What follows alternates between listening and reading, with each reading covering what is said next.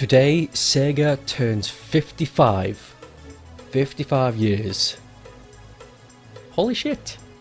That's an old ass company. It's not as old as some companies, but it's done pretty well in terms of, you know, other companies.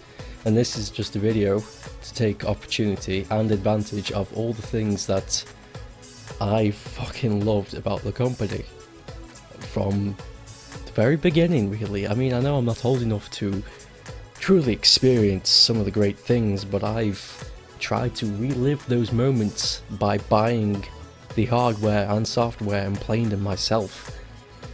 And the Master System, the first console to ever hit the West, amazing. Technologically superior than the NES. Fortunately, it didn't do very well, and yet there are more classic games on the NES. Absolutely, I will agree. But there are some very underrated titles on the Master System, very underrated.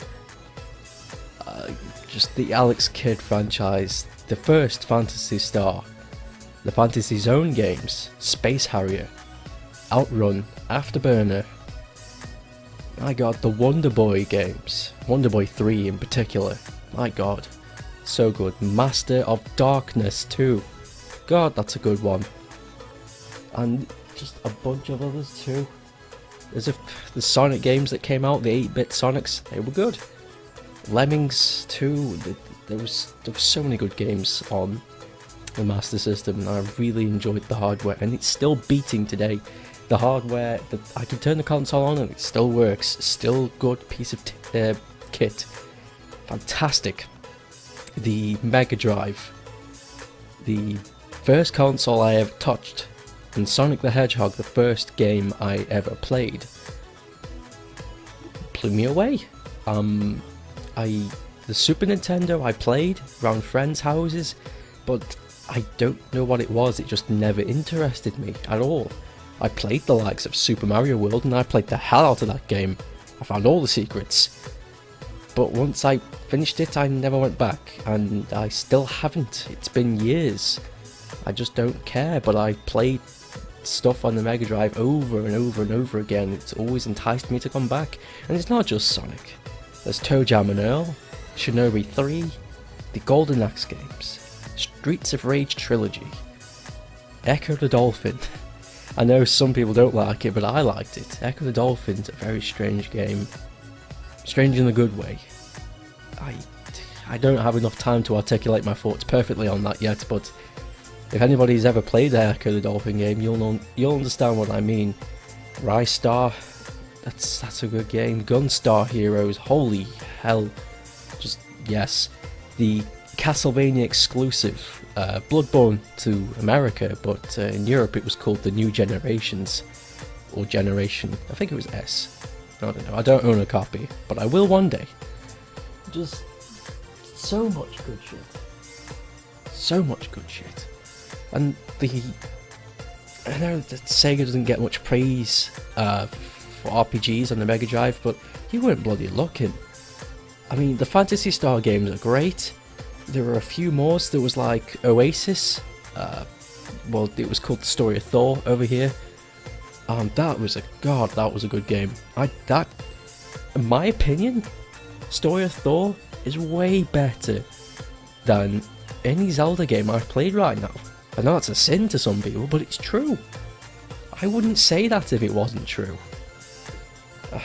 The Sega Cd I never owned, never wanted it. I thought it was a gimmick, I thought it was a cop-out, but a lot of people loved it. A lot of good classics came out of that. The only game I played was Sonic CD, and I loved that. But it started to pave the way for CD compatibility. And then there was the 32X, which opened the way for 32-bit games.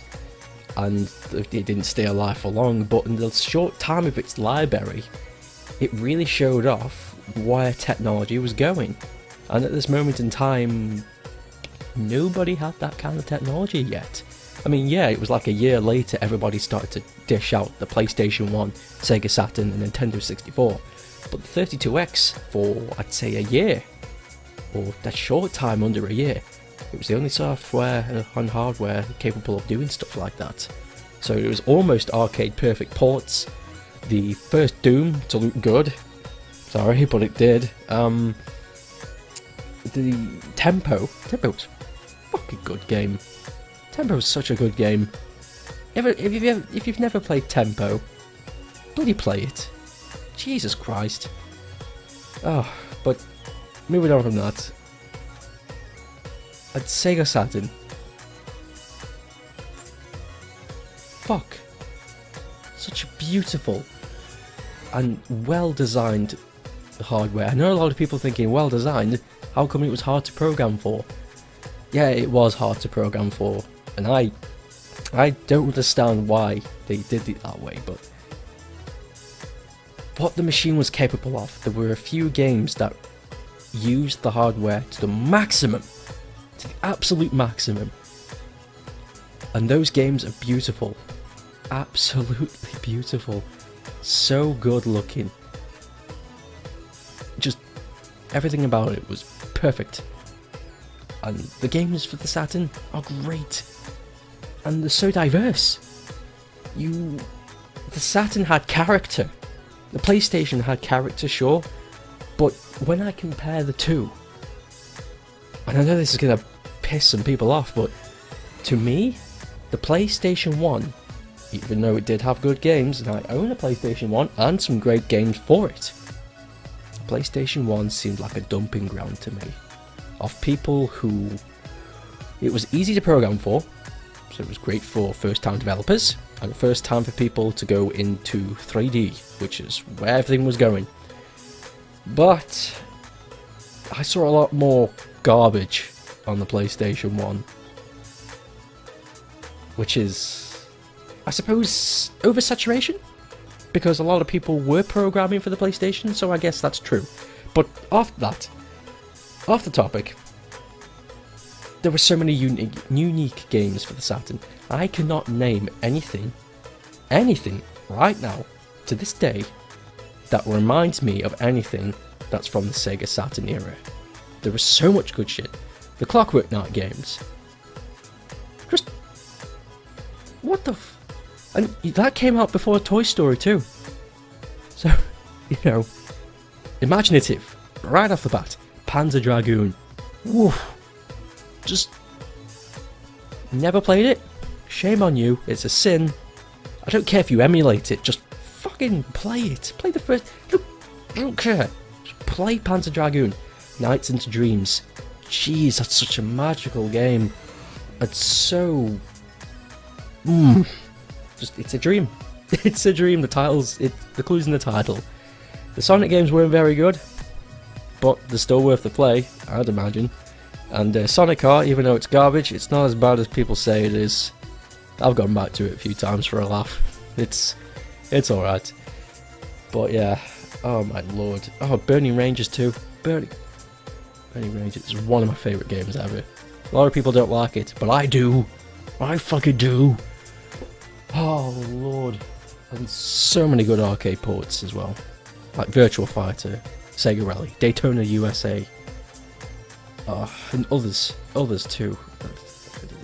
It was just so good.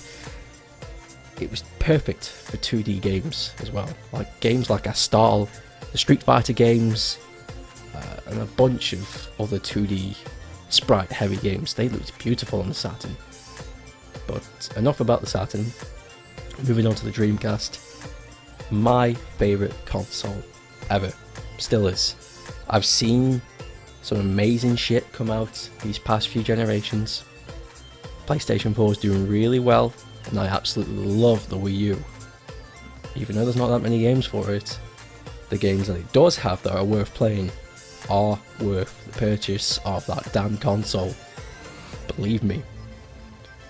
But the Dreamcast is a symbol, and it's a testament to what a company's made of when they're pushed against the wall. And I'll tell you what I mean by that. The Sega Dreamcast was living for 2 to 3 years roughly. Almost 3 years. it pumped out so many exclusives. So many exclusives in its short lifetime that it was hard to keep up.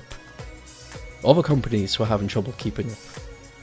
So that's why they brought out the PlayStation 2 and GameCube, and it smothered the Dreamcast, but in the meantime the Dreamcast was doing tremendously. Outselling everywhere. The factories are having trouble keeping them up in production, selling like hotcakes. But in its short time, it pumped out so many good games, so many exclusives, so much quality. The hardware was brilliant. It delivered online capability, even though it was new and nobody knew how to use it. The choice was there if you wanted to, and now it's a staple for everything. Everything. If you don't have online, apparently you're a bad person. The VMU, memory cards, I love that. You know, I still use that today. I still take my chow out every now and then. Just to level it up a little bit. I love it. I really do. I think about it every day. I think about my Dreamcast every day. I really do. I know it seems a bit sad, but it's my favourite console. So many great games too. The Sonic Adventure games, the Shenmue titles, Samba de Amigo, Space Channel 5, Rez. For a time, Resident Evil Code Veronica was an exclusive. Not anymore, but at the time it was. And that was a reason to get a Dreamcast. Choo Choo Rocket, Crazy Taxi 1 and 2, Power Stone 1 and 2, Power Stone 1 and 2. Good shit. I could go on all day, every day about how much I love these systems, and I know there's a lot of problems with all of them, but every company's got fucking problems. Every company has.